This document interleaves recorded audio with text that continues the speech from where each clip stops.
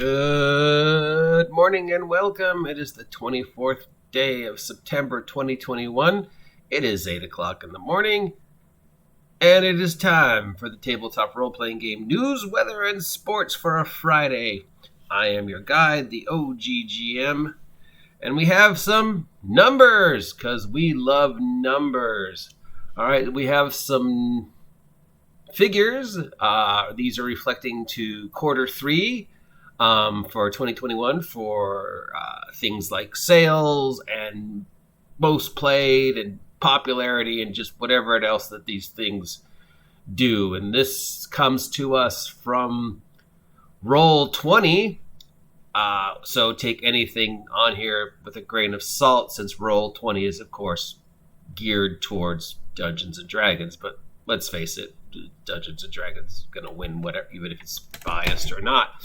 Interesting, though, are some of the other numbers. So this comes to us, the industry report from the OOR group. I don't know who that is. And Roll20, who I know who that is. So, yeah.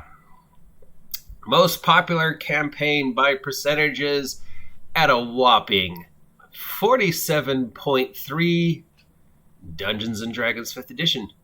Number 2 is uncategorized, which at 17%. And number 3 is Call of Cthulhu. Congratulations, Call of Cthulhu at 14%. So basically, it's Dungeons and Dragons, everything else, and Call of Cthulhu. So is it really fair to lump everything else into one category, and then list Call of Cthulhu as a separate category? Because there's no way any game can beat everything else. So it's sort of a strange way to do it.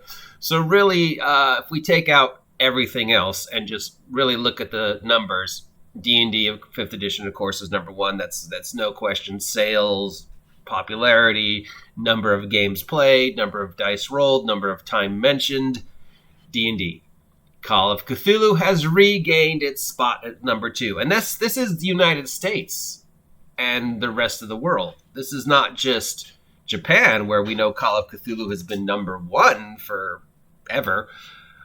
Interesting that Call of Cthulhu has regained its spot at number 2, because I'm not counting uncategorized, because, again, uncategorized is every other game. There are a lot of names on this list that I do not recognize at all, which is weird.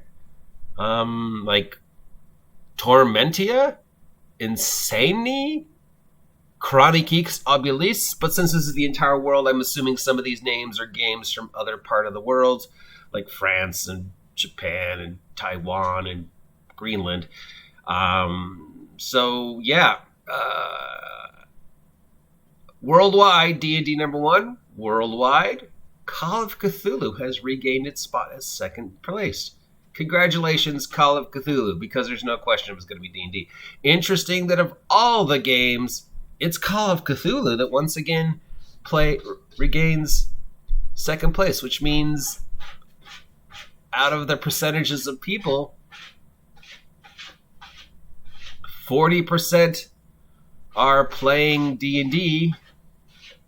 The remaining percentage are playing uncategorized or Call of Cthulhu. And the uncategorized numbers are all like 1%, 2%, which pretty much means Call of Cthulhu is number 2 worldwide. The big question is why? Why Call of Cthulhu? Of all the games in the world, why Call of Cthulhu? And that is something that constantly interests me, the popularity of Call of Cthulhu, because everybody says it's like a great system, but it's got great ideas, but the system is kind of clunky. But whatever. All right, so, and just to regulate to the numbers we went through earlier this week, tabletop role-playing game of the year, Alice is Missing, rates somewhere in 0.05%. 0.05% of all the games played across the planet, Alice is Missing. How did this game win Tabletop Role-Playing Game of the Year? if it's only 0.5%. 0.5%, is that even a number? That's less than 1%. And the least amount of games played, according to this ORR industry roundup over the entire planet Earth, at 0.00%, Astonishing Swordsmen and Sorcerers of Hyboria, which makes no sense to me, because I know people are playing that. But according to this, nobody on the planet is playing that game. 0.001% of the population that are playing role-playing games are playing Fragged Empire. 0.00% Astonishing Swordsmen and Sorcerers of Hyboria. Weird. So again, take these numbers with a grain of salt, because, just word of mouth tells me that, people are playing different games than this thing says. In number 3, it's Pathfinder, both first and second position, coming in at a tasty 30%. 3% of the entire population of gamers across the planet, according to this industry report. Pathfinder. In 4th place, Warhammer.